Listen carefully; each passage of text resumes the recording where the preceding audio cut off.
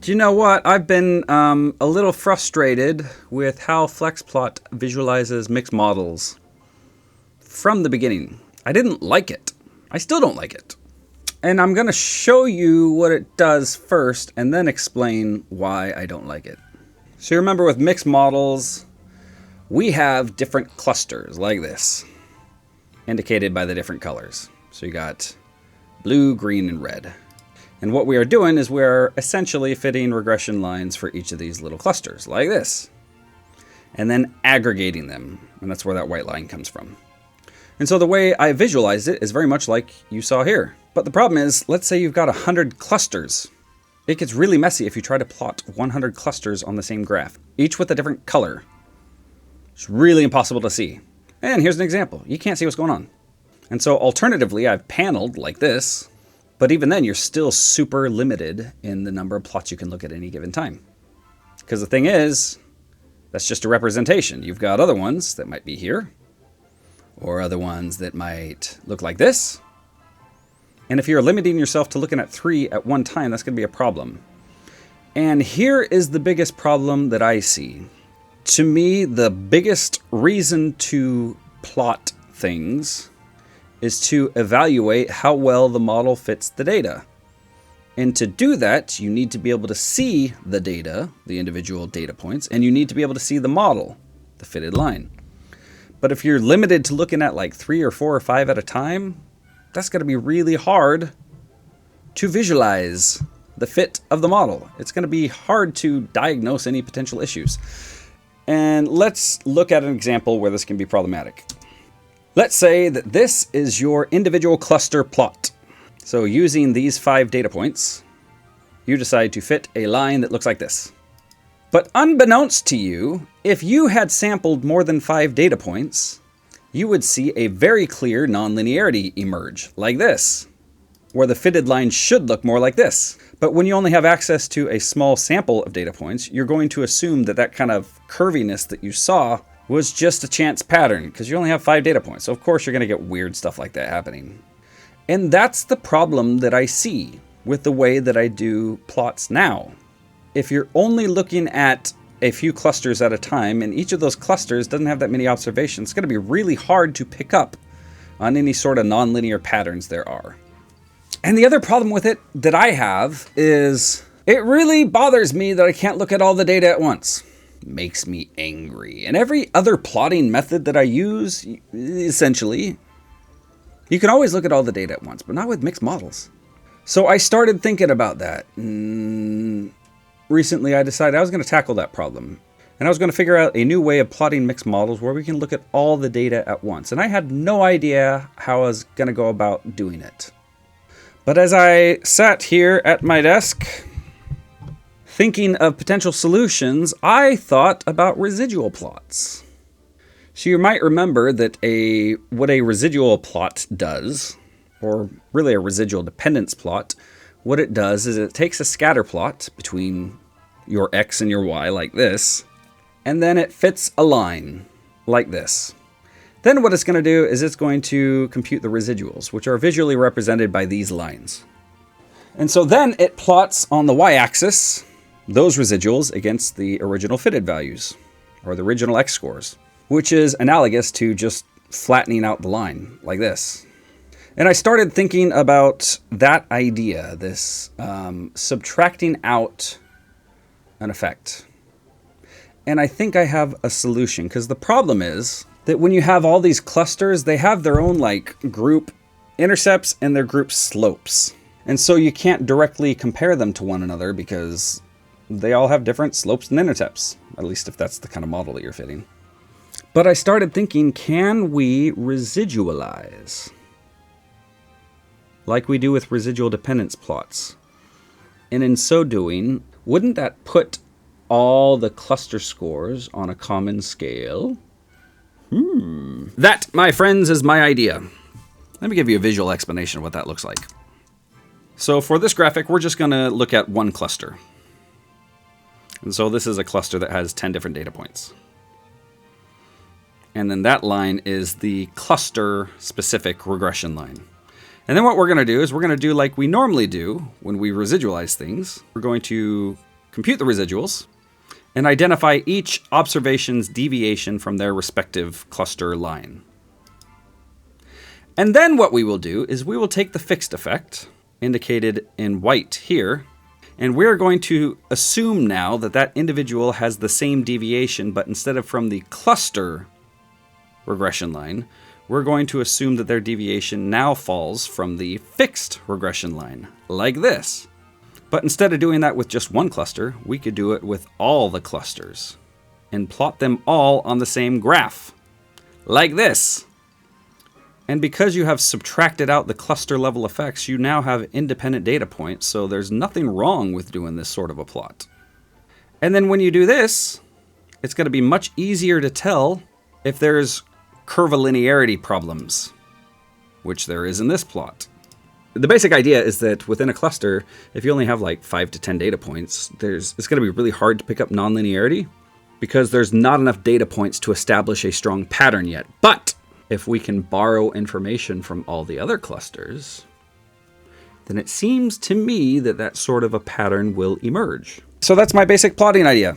We are going to fit a model, and for every row, we're going to compute the cluster level regression line, and then add those numbers to the fixed effect, and then plot our x and y based on those new scores. I don't know what to call these yet. How about cluster adjusted scatter plot, a CAS plot? So that's my plan.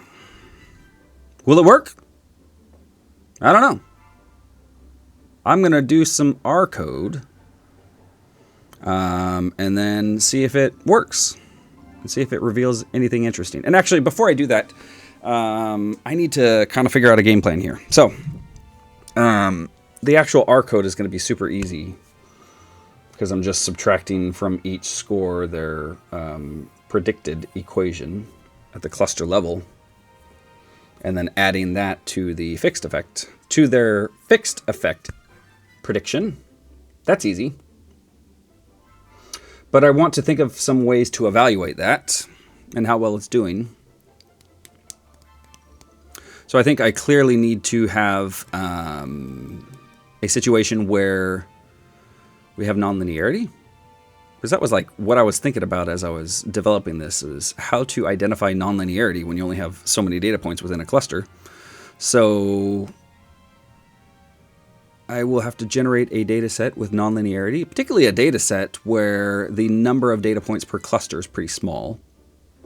So that'll be good. And it also might be a good idea to do Simpson's paradox. And if you're not familiar with Simpson's paradox, it's, at least in a mixed model analysis, basically what that says is that at the cluster level, you might have a negative relationship between X and Y. But overall, if you ignore the clustering, you get a positive relationship, the two, like in this plot.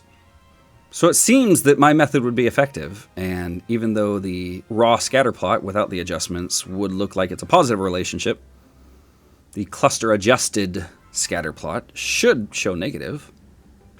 And let's see, is there anything else?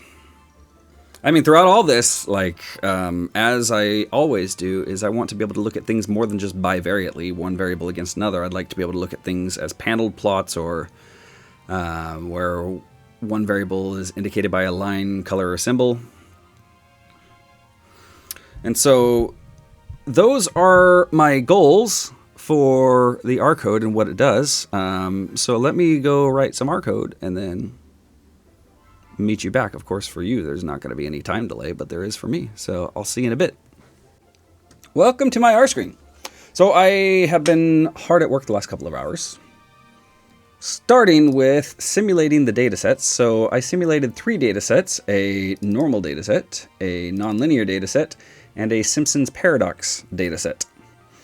So I'm using the Blue Pill package, which is a package that I created. It is designed for simulating data, particularly for mixed models, because it's hard to simulate mixed models data. Why is it called Blue Pill? Apparently you haven't seen The Matrix. That's why it's called Blue Pill. I'm not going to go into the details of how to simulate mixed model data. If you're interested, you could always look at the documentation for the mixed_model function in Bluepill. But the important part is I'm generating 200 clusters, each of which has, on average, 7 observations with a standard deviation of 2. So there might be some with 8 or 9 or maybe even higher, maybe even lower. And then I'm saving that data set as normal.csv. And then I get to the nonlinear data. And this all looks identical, except I've added this right here. And ironically, I cannot even remember what my syntax meant. Actually, no, I do. The first is which variable. So I'm taking the first, excluding y. So I'm taking x1 and then squaring it, meaning I'm taking the fourth variable, which is x2, and then squaring that. And then these are the nonlinear coefficients, or those are the coefficients for the polynomials. And so I did all that. And then this down here is Simpson's paradox. I had ChatGPT do that for me, and I have visualized it to make sure it works, and it does. And then what I've done is I've created a bunch of functions. I don't know that I need to go into detail, but basically it does what I already told you it was going to do.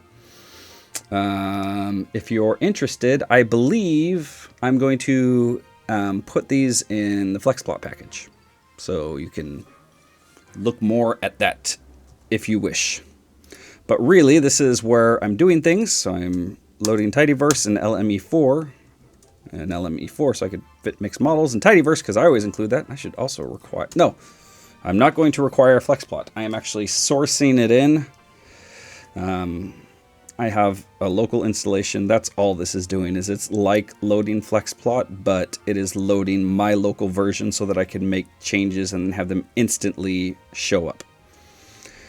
And then I am sourcing all my new mixed model functions. So I started with the normal.csv dataset, called that D, and I'm fitting a model where I am predicting y from x1 and a, and then x1 has a random effect.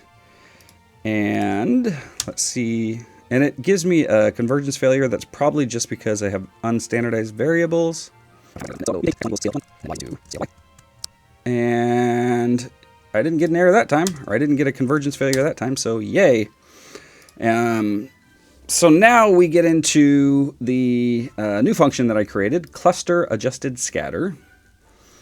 And I may or may not replace the existing visualize function for mixed models with this, so that when you call visualize, it'll just automatically call that. I think that's what I'll end up doing, but not entirely sure.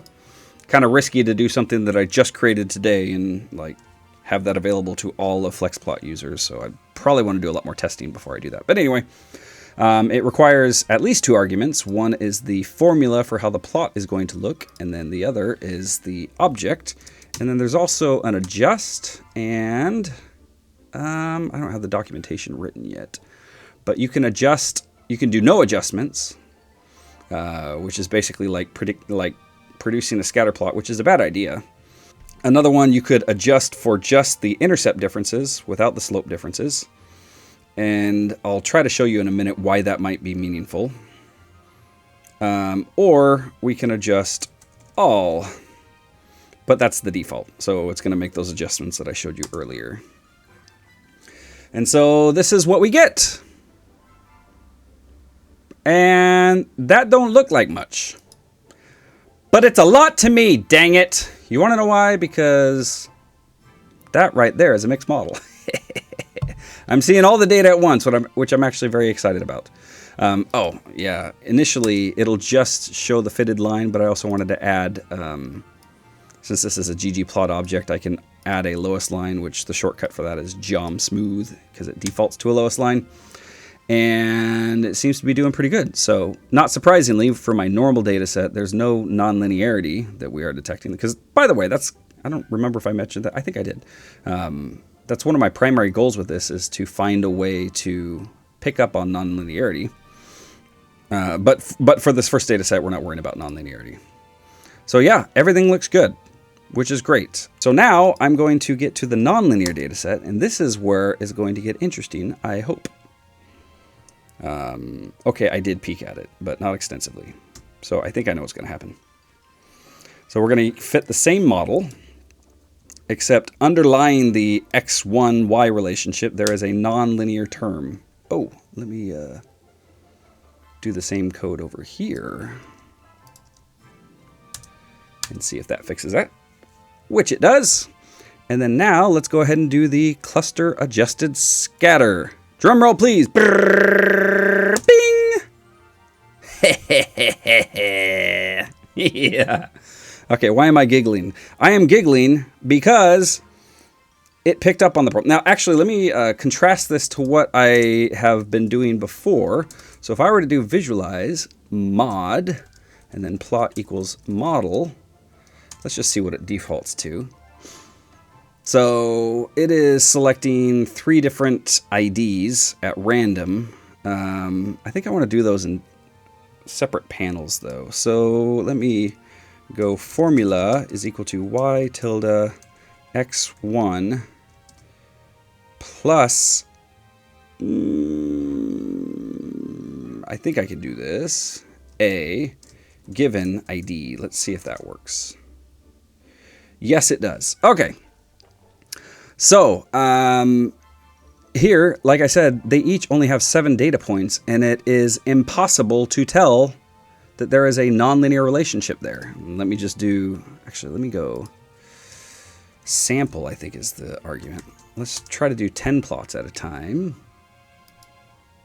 And I'm going to zoom in on that. And hopefully y'all can see that. So even across 10 of the clusters, now we do have 200 clusters, but across 10 of the clusters, I don't know how you would tell that the data are nonlinear. There's only 7 data points, so you're not going to be able to tell.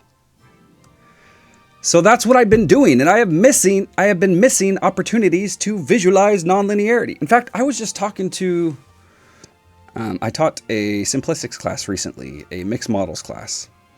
I said something like, I don't exactly remember what I said, but I said something like, normally when we are visualizing models, we'd spend a lot of time in FlexPlot and visualize things and try to detect nonlinearities and try to detect interaction effects. And I said at the time, that's a lot more tricky with mixed models because you got that clustering variable. And so what I recommended to this class, which I wasn't comfortable with the recommendation, but I've recommended it before, as I said, all right, let's still use FlexPlot. Let's still try to see if we can find nonlinear relationships or interaction effects. So even though it's treating it as independent data, they're not. But hopefully, fingers crossed, it is picking up on any sort of nonlinearity that's going on. And I wasn't comfortable with that, and I've never been comfortable with that, despite giving that suggestion. But now I don't have to give that suggestion anymore. This is awesome. Instead, we can use cluster-adjusted scatter plots, and then we could use those instead of the FlexPlot function to identify any sort of nonlinearity. So this is really cool. So again, that's what we were stuck with before, or I guess I could show you the old way. So normally I go FlexPlot y tilde x1 plus a data equals d, I think it is. So normally I would say, all right, if you're going to model those two together, it's best to visualize them in tandem. And for this plot, it happens to show up, the nonlinearity happens to show up when we treat it as independent. But if we got a situation like we're talking about soon with the Simpson's paradox, that's not guaranteed to happen. So this is working shockingly well. Yay. Now, I cannot in good conscience leave that unfixed. So I'm going to pretend that I'm actually analyzing data and say, oh dear, it looks like we need a polynomial. Let's fit that. All right, and so I'm going to go mod 2 is equal to LMER, y tilde x1 plus I x1 squared. So that's adding a polynomial plus a plus, and we'll go x1. I don't think I'm going to, okay, I just realized one of the limitations of mine. So if I could go x1 plus I x1 squared, and what would that be saying? That would be saying that at the cluster level, each cluster has its own bendiness to their own curve, which I could do that. I'm going to try it and see if it... I'm guessing we're going to get a convergence failure of some sort. But hey, worth a shot. And then data equals D. Let's see if that works. Okay, it is singular. It may be because we are squaring x1, and that might have issues, but I'm going to go ahead and move on anyway and not worry about that. I mean, if I cared about it, I would fix it, but I'm not going to fix it now. But instead, I'm going to now visualize it. So I'm going to go y tilde x1 given a object equals mod 2. I don't think I need the geom smooth because I handled the nonlinearity, but let's see what happens. It's working. So the lowest line and the fitted line are not exactly the same, but we wouldn't expect them to be because lowest lines are super sensitive to outliers. That is working, and is working really well. That's exciting. Okay, now we will go to the Simpson's paradox dataset, and I'm a bit nervous. I don't know what's going to happen. I haven't looked at this yet. Let's see, what is the dataset? Oh, it's just called Simpsons. The Simpsons.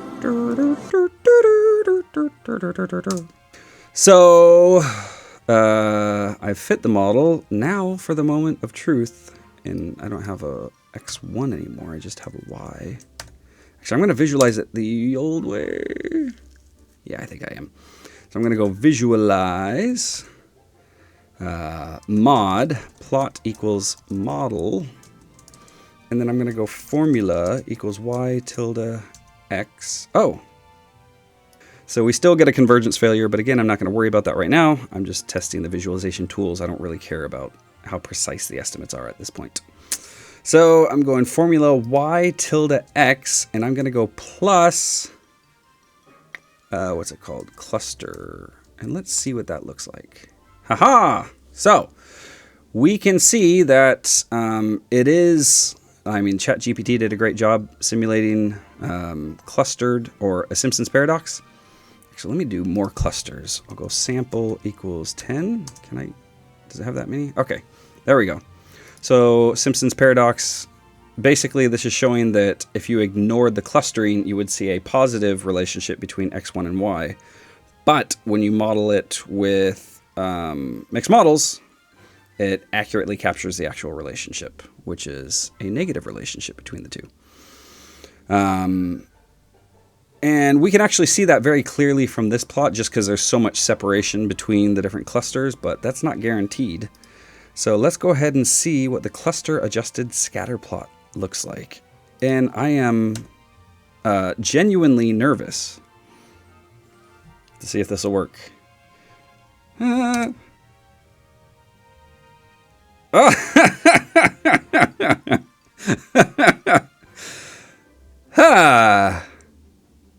Well,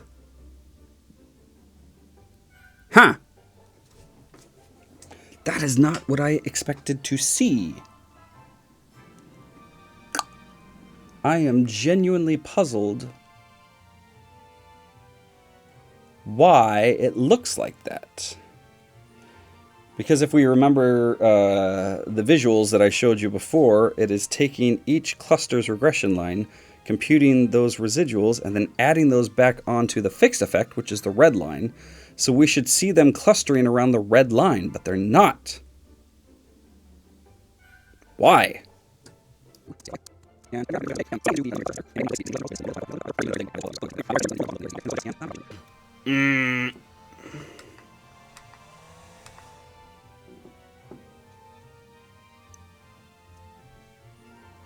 I figured it out. I'm dumb! That's the problem.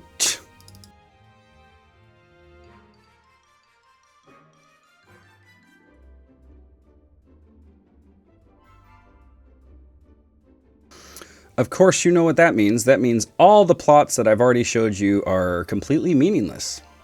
So the excitement that I showed previously was premature. Basically, I was just visualizing exactly as I was suggesting to my classes with complete disregard for the non-independent nature of the data. So that was dumb. But that's okay. We are on our way to getting things fixed.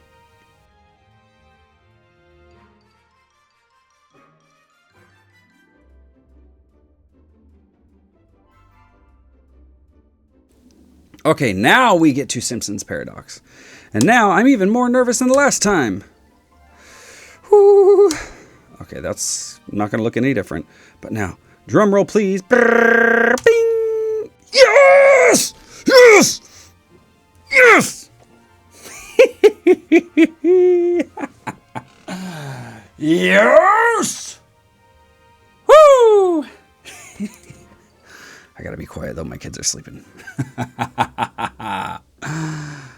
Oh, that's a relief. Okay, that's exactly what I wanted to happen. And that tells me a lot. That tells me that these plots are working even under really strange conditions, like Simpson's paradox. I mean, Simpson's paradox doesn't happen very often. And it works. Yes! Yes, yes, yes, yes, yes, yes, yes. Okay. My heart was erasing. Not erasing, racing on that one. I got nervous. But it works. And it works really well. I like it when that happens. And you know, as you know, I've been working on neural networks, and I haven't produced a video on neural networks for a couple weeks. I'm a bit stuck. And so it was nice to do something that is within my wheelhouse, like visualization. That's my thing. And I created a new way to visualize mixed models that is so much better than the other way. So I am like thrilled that that worked out as well as it did.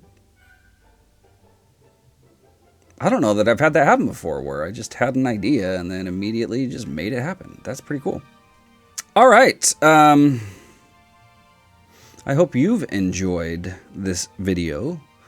I've enjoyed making it. Hey, question for you. Do you want to take a class with me? I've got some live classes, some on-demand classes. I will leave links in the description. And I'd love to see you. Love to meet you and hang out with you in Zoom and stuff like that. So be sure to check out the links. And also, I do consulting. I don't know if you knew that, but I will leave a link to that as well in the description. So that's one thing that I do want to try is, like, I don't feel like I've tried hard enough to break my plots. So if you have any additional ideas on how I can break my plots, let me know. And maybe I'll investigate that. All right, it's been fun. Peace out.